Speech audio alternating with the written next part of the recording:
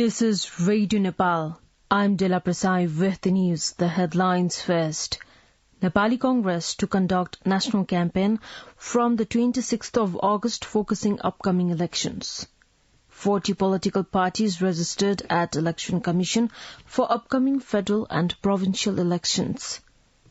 And Ukraine's President Volodymyr Zelensky warns that any Russian soldiers who shoot at Zaporizhzhia nuclear plant will be targeted by security services.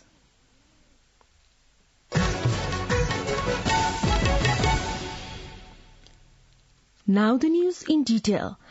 The Nepali Congress is holding a national campaign from the 26th of August to the 9th of September, focusing on upcoming federal and provincial elections. The party's Central Working Committee meeting held at the party's central office Sanepa yesterday deferred the date for the planned national campaign for 8 days from its earlier plan of commencement of the campaign from the 18th of August. Party's Joint General Secretary Bhismaraj Angdambe said yesterday's meeting also decided to delegate the responsibility of registering the party for the November 20th election to the party Chief Secretary Krishna Prasad Paudel. Likewise, the Nepali Congress has delegated the responsibility of providing official letters of the nomination of candidates for the upcoming election to the party President Sherbadu Deuba. Joint General Secretary of the party Angdambe added that as per yesterday's decision of the party's central office would direct the party's department to recommend the candidates for the elections in an appropriate date.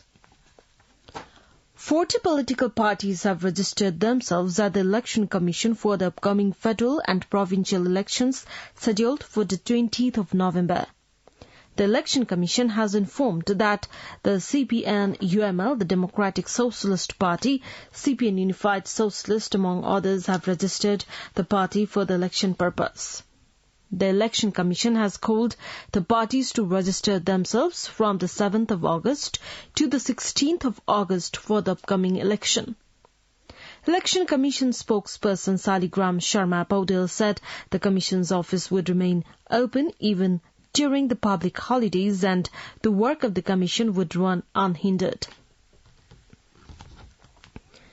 Prime Minister Sherbadu Deuba has said art, literature and music are the country's invaluable treasures. Releasing two poetic anthologies of former Ambassador Pratibha Rana in Kathmandu yesterday, the Prime Minister said society and country are incomplete in the absence of literature, music and arts. Likewise, Prime Minister Deuba recalled that the Nepali language, literature and literary writings have grown matured compared to the past. CPN-UML Chairman KP Sharma Oli has called for fair competition in the polls. Inaugurating the second convention of the Democratic Sherpa Association in Kathmandu yesterday, Chairman Oli said healthy competition was imperative in a democratic exercise. He was of the view that the UML should stand tall to advance the politics in a right path. In his speech, Chairman Oli argued that Nepal could be made beautiful if political, economic and social issues were well managed. CPN Maoist Centre Chairman Puspakamal Dahal Prachanda has expressed his confidence that his party will take leadership of the country again. At the 7th Annual General Meeting of the Post Bahadur Bogati Memorial Foundation organized at the party's central office yesterday, Chairman Dahal viewed that if his party moves forward acknowledging the public sentiments, it would reach the leadership position yet again. 5 police personnel, including 2 deputy superintendent of police, have been injured in a road accident in Rukum East. A vehicle of the Nepal Police met with an accident at Putha Uttaraganga Rural Municipality 11 in the district.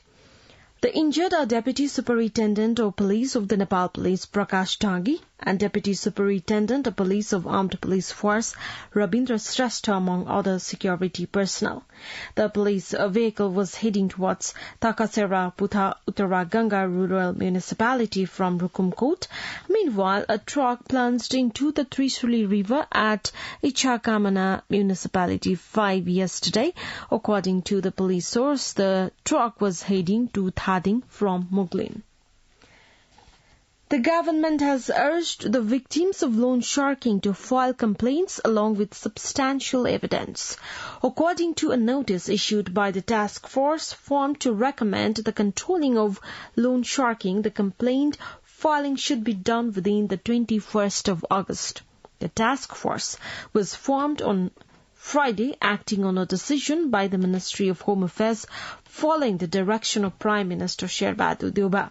The task force has been assigned to submit a report within a month. An agreement has been reached between Nepal and Finland to cooperate to reduce the increasing risk of climate-induced natural disasters. Accordingly, Nepal's Department of Hydrology and Meteorology and the Finnish Meteorological Institute have agreed to join hands to move forward towards that end. The heads of both organizations expressed their commitment to expanding the ongoing cooperation to make weather forecasting more scientific and factual in the future so as to mitigate the increasing risk of climate-induced disasters. At an event held in Helsinki, the capital of Finland, yesterday, Nepal and Finland agreed to expand their cooperation in the fields of weather forecasting and civil aviation. Home Minister Balkrishna Khada said the government has prioritized agriculture by allocating around 16 billion rupees in grants to purchase chemical fertilizers. Inaugurating a function in Rupandehi yesterday, the Home Minister Khad said the process to purchase chemical fertilizers had moved ahead. Saying chemical fertilizers are in short supply at present, the Home Minister said the government had been holding talks with various foreign countries for the supply. Nepal reported 263 new cases of COVID-19 in the past 24 hours. According to the Ministry of Health and Population, the number of cases was detected while testing 3,165 sample tests. There are 5,434 active cases across the country. Likewise, 501 corona-infected people recovered from the virus infection yesterday. Meanwhile, the 2 corona-related deaths were reported yesterday itself. You're listening to Radio Nepal 8 AM English News Bulletin. We continue with the international updates now. Ukraine's president has warned that any Russian soldiers who shoot at the besieged Zaporizhzhia nuclear plant will be targeted by security services.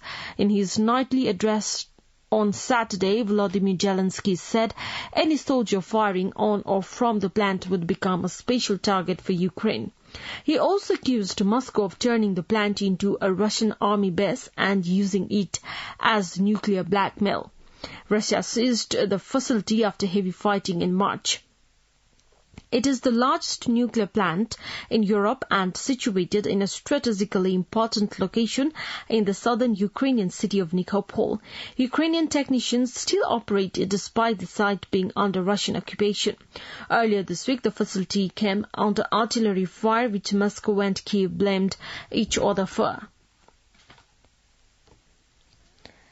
The man suspected of stabbing Salman Rushdie at an event in the United States on Friday has been charged with attempted murder.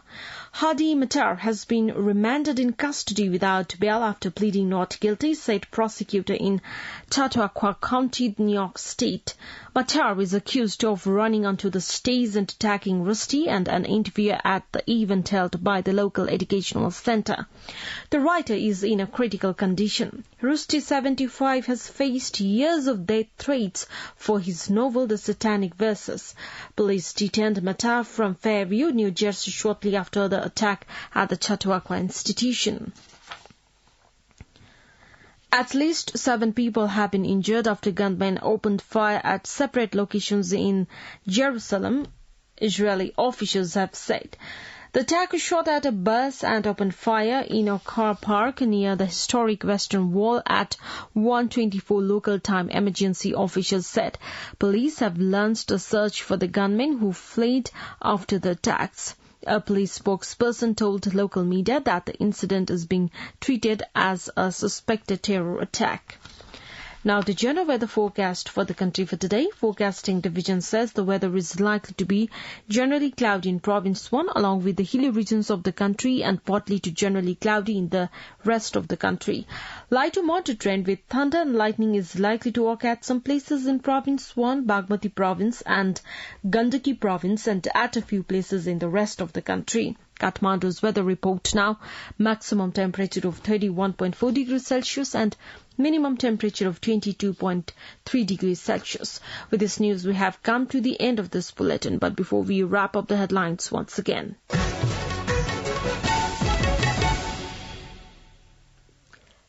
Nepali Congress to conduct a national campaign from the 26th of August focusing upcoming elections. 40 political parties registered at the Election Commission for upcoming federal and provincial elections. And Ukraine's President Volodymyr Zelensky warns that any Russian soldiers who shoot at Zaporizhzhia nuclear plant will be targeted by security services. Well, that's all that we have for this edition. Our next English news edition is at 2 in the afternoon. You can also listen to us online at our website www.radionepal.gov.np for more news and online programs. Stay tuned, stay safe and have a good day.